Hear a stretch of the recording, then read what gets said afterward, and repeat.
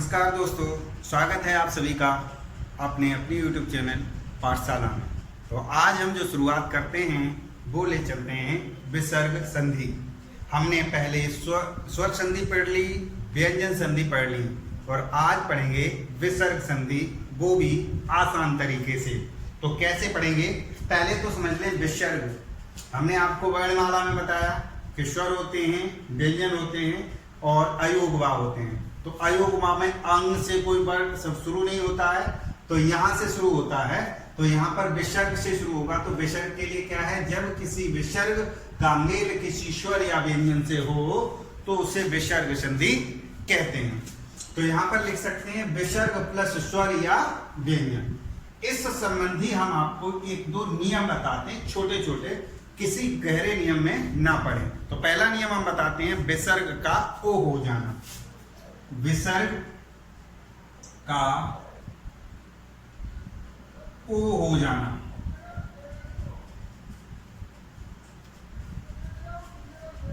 ओ हो जाना। अब देखिए, पहला नियम आपने देख लिया विसर्ग का ओ हो जाना। तो हम एक उदाहरण लेते हैं, जैसे मनह प्लस रथ, मनह प्लस रथ।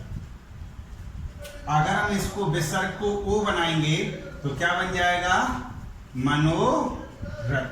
बिल्कुल समझ में आ रहा है, किसी नियम के चक्कर में ना पड़े, बड़े आसान तरीके से इसको समझ लें। अब हम देख लेते हैं, इसका एक अपवाद भी है, थोड़ा सा एक छोटा सा अपवाद भी ले लेंगे। कैसा अपवाद है वो आप समझ लीजिए। अत है, अंत और पुनः, ये दो अपवाद हैं। इनके साथ में ओ में परिवर्तन नहीं होता। हम जैसे हम ले लेते हैं पुनः प्लस जन, पुनः प्लस जन, तो ये हो जाएगा, र में परिवर्तन हो जाएगा पुनर्जन, पुनर्जन।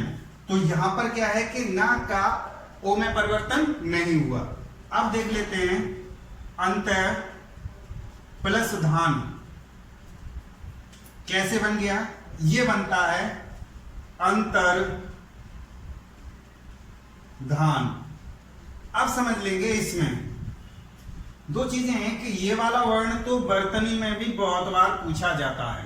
क्या पूछा जाता है कि अंतर्धान, लिखा होता है कि अंतर्धान। तो आप ध्यान रखेंगे, अंतर्धान नहीं होता है, असली शब्द जो होता है वो अंतर्धान का लोग क्या सही कर देते हैं, अंतर्ध्यान। बिल्कुल नहीं, अंतर्धान ही यही शब्द होता है, अंतर्धान हो जाना। अंतर्ध्यान शब्द कोई नहीं होता है। अब लेते हैं इसके दूसरे नियम पर, यानी विसर्ग का र में परिवर्तन हो जाना। विसर्ग का र में परिवर्तन कैसे होता है, इसके लिए एक आध उदाहरण से आपको पता चल जाएगी विसर्ग का र में किस तरीके से होता है। जैसे ने प्लस आशा,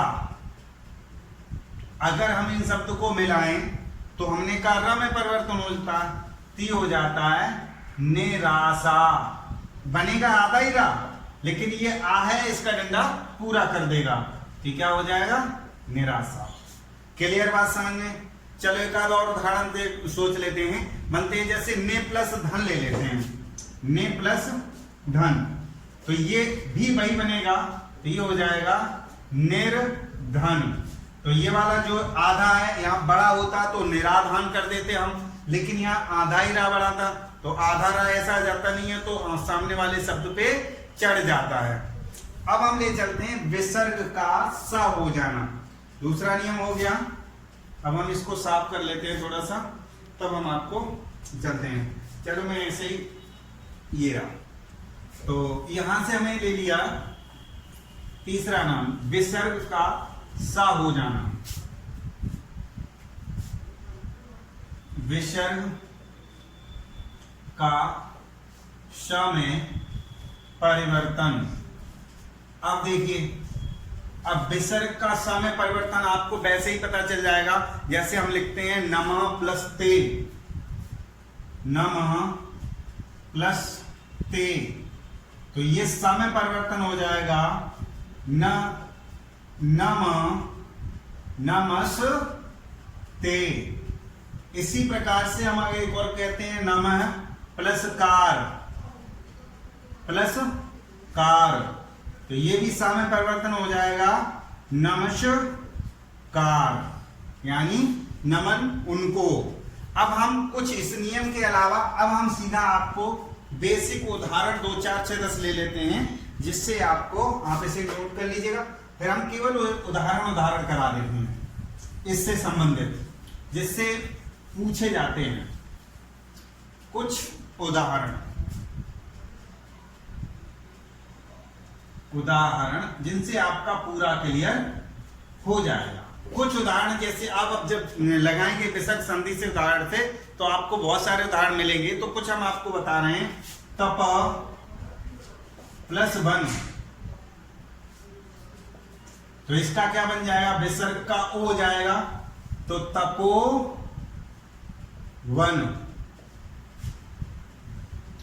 दूसरा हम ले लेते हैं यश प्लस दा, विसर्ग का यहां भी बदलेगा, तो क्या हो जाएगा, यशो दा। क्लियर, समझ में आया। हम लेते हैं अगला ने प्लस फल, क्या हो जाएगा, निष्फल। क्लियर। ऐसे बहुत सारे उदाहरण हैं, जैसे ने प्लस गुण, ने प्लस गुण, निर्गुण, निर्गुण हो गया।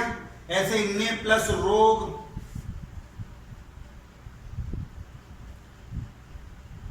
निरोग,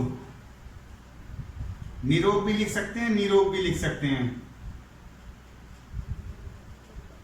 ने प्लस रब,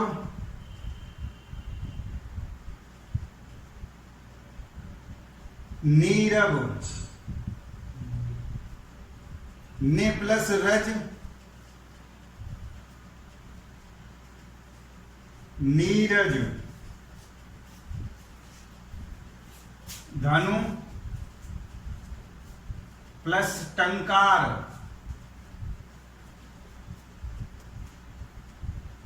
बराबर धनुष टंकार।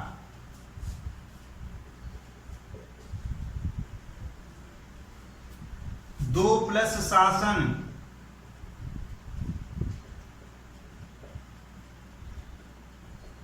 इसको दोनों तरीके से लिखा जाता है। या आप अगर ऐसे भी लिख सकते हैं दुशासन, वो भी सही है, और अगर ऐसे भी लिखते हैं दुशासन, बोथ आर करेक्ट, दोनों ही सही हैं।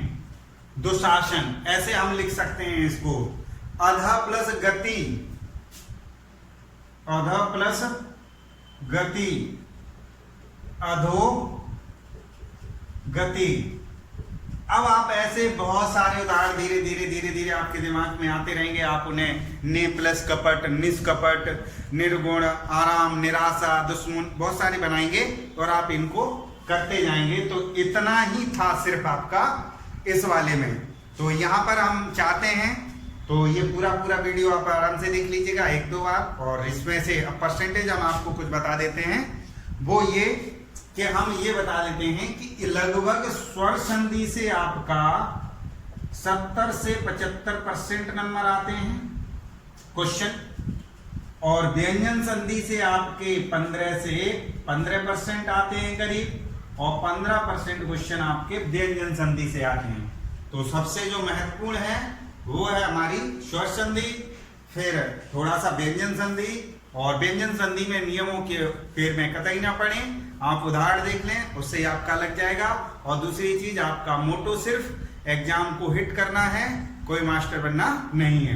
तो ठीक है, इतना ही आप ध्यान रखेंगे बस। अगर आपने चैनल सब्सक्राइब नहीं किया है तो चैनल सब्सक्राइब कर लें, लाइक और शेयर का बटन जरूर दबा दें। अपना और अपनों का ख्याल रखें।